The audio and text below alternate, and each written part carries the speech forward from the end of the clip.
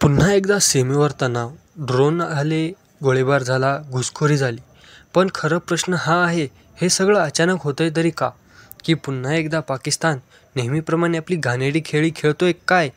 गेल्या काही आठवड्यात जम्मू काश्मीरमध्ये नियंत्रण रेषेवर घडलेल्या घटना, 7 वेळा ड्रोन अटकवले गेले, 5 वेळा घुसखोरीचा प्रयत्न झाला, सीमांवर तणाव निर्माण करण्याचे वक्तव्य पाककडून, हे सगळं काय नुसतं योगायोग आहे का काय? आणि हे फक्त सीमांपुरतं नाही, या हालचालींचे एक आंतरराष्ट्रीय टायमिंग देखील आहे. आणि हे समजून घेताना पाकिस्तानचा डिस्टर्ब इंडिया अजेंडा हा उघडा पडतो. पाकिस्तानचा उद्दिष्ट स्पष्ट आहे, भारतात अस्थिरता निर्माण करायची.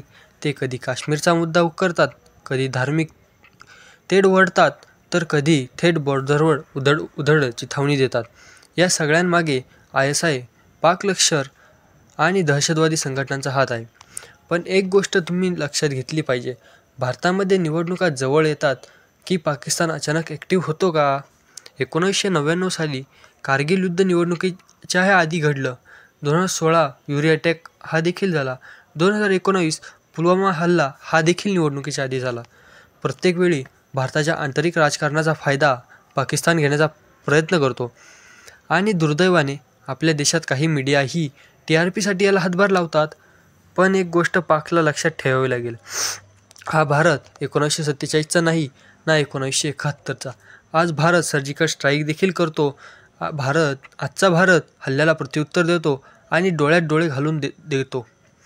370 कलम हटवल्यानंतर काश्मीरमध्ये खूप बदल झाला. नवीन रस्ते, शिक्षण संस्था, पर्यटन हे सगळं पाकिस्तानला सहन होत नाही. त्यामुळे दहशतवाद पुन्हा वाढवण्याचे प्रयत्न होतात. फेब्रुवारी 2025मध्ये भारतीय सैन्याने LOCवर 3 घुसखोर मारले.